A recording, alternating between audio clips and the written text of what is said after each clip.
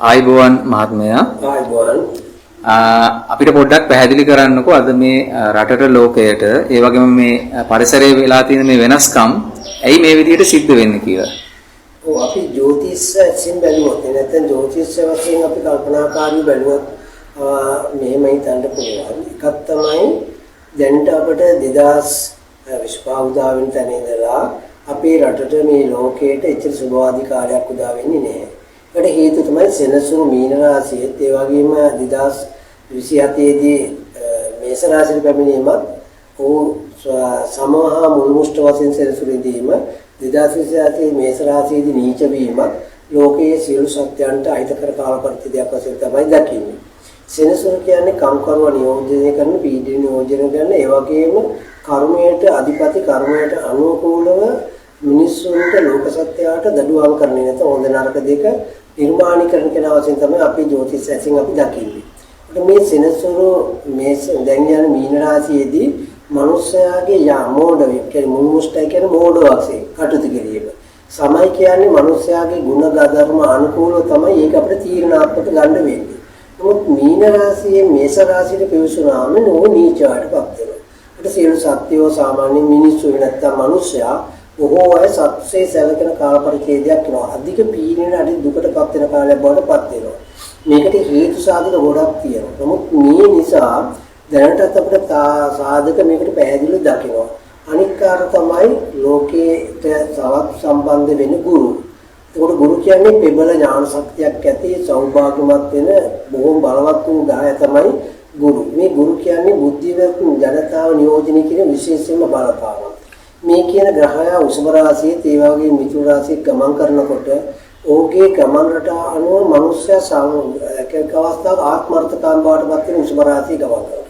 ඒක මිථුන රාශියේදී සතු රාශියලා තියෙන්නේ. ඒක මිථුන රාශියේදී ඕකේ ඥානේ තමන්ගේ වාසියට තමන්ගේ ලාභයට යොමු කරගන්න කාර්යය සිද්ධ වෙන්නේ. ඒක ඔබතුමාට තේරෙනවා ඇති මේ ගෙවි ගිය කාල පරිදි මේ ලෝකේ බලවත් බුද්ධිමත්යි කියන සෑම දෙයක්ම යොමු කරලා තියෙන තමන්ගේ බලයක් තමන්ගේ ශක්තියක් ප්‍රදර්ශනය කිරීම. තෘෂ්ණාවෙන් ඒක රාශි කරගන්න.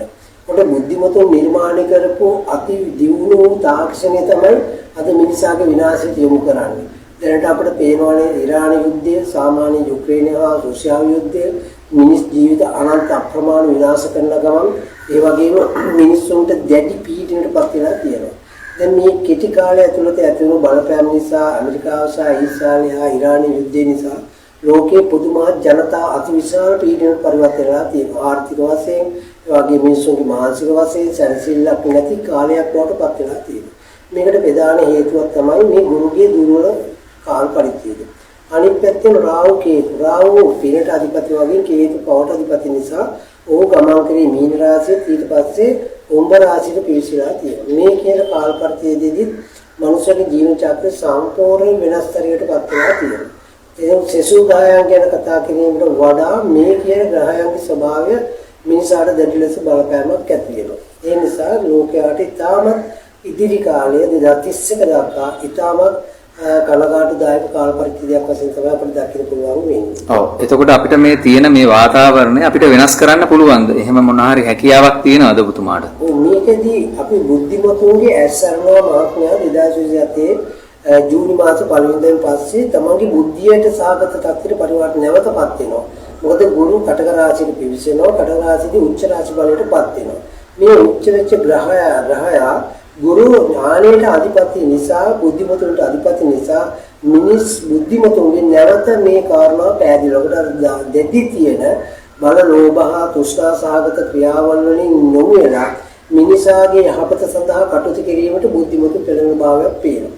දැන් අපේ මේ ව්‍යායාමයේ තියෙන්නේ මේ 6 වෙනි මාසයේ උදා වෙනකොට මේ සියලුම ලෝකේ ඉන්න බුද්ධිමත් ජනතාවගේ බුද්ධිය නැවත නිසිලෙස යොමු කරලා මේ ලෝකෙට වෙන්න යන විනාශකාර ස්වභාවය මුදවා ගැනීමට කරන වෑයමක් තමයි අපි මේ පටන් ගන්න හදන්නේ.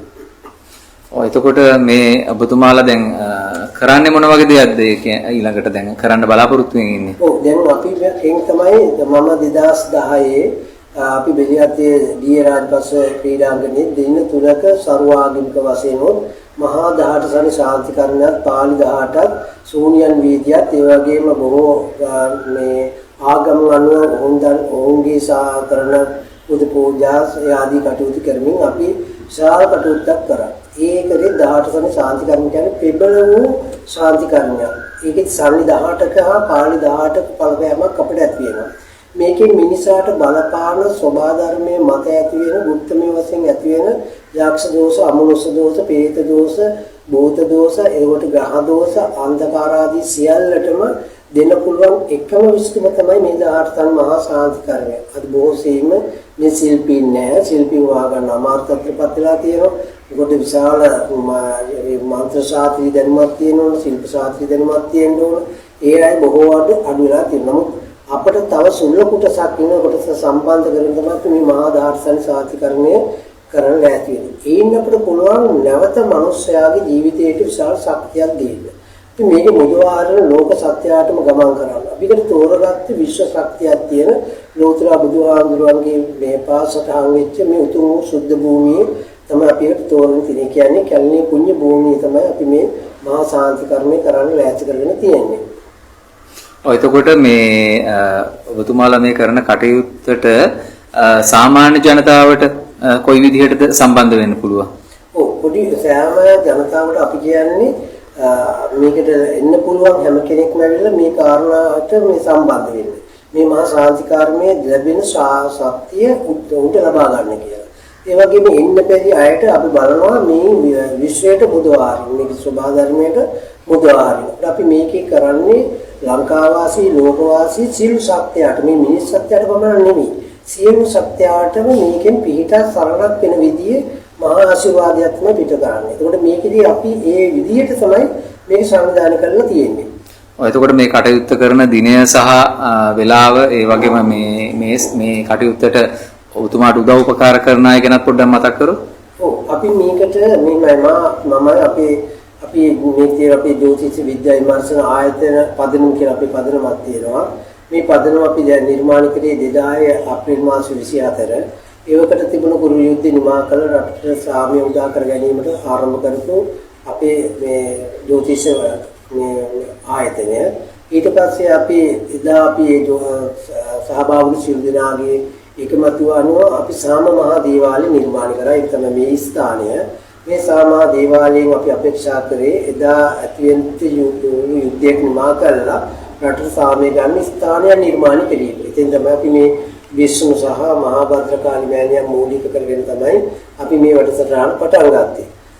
එදා ඉඳලා අපි බොහෝ සෙයින්ම මේ කටයුතු වසර 26ක් නොකඩවා මේ කටයුත්ත කරලා තියෙන යුද්ධ නිමා වුණාට පස්සේ බිලිය අතර ගිහිල්ලා ඒ මහා ශාන්ති කර්ම කටයුතු කරේ. ඉතින් අපි බාර හතරක් වෙලා තියෙන එක බාරයක් තමයි යුද්ධේ නිමා වුණාට පස්සේ අපි මහා ශාන්ති කර්මයක් කරනවා කියලා තමයි පටන් ගත්තේ. දෙක තමයි අපි යුද්ධෙන් මිය පරලෝකයේ සෑමදෙනාට පින් අනුමෝදන් වෙන්න 84000ක් ධර්මස්කන්ධය මූලික කරගෙන බුදු පිළිම 84000ක් දෙතුමත් ජනතාවට වන්දනාමාන කරන පන්සල් විහාරානේ අධ්‍යාපනය ලැබෙන ස්ථාන සුවිශේෂ ස්ථානවලට ඉහළ කියන අඩි 5 ආය කියන වශයෙන් පිළිම වාසලා පූජා කිරීම දෙවනුව තමයි ප්‍රවාහකරේ මේ සාම දේවාලයක් ආරම්භ කළා. ඒ සාම දේවාල නිර්වචන නිර්ත කළා ලෝක සත්‍යයට යහපත සඳහා කටයුතු කරන්න.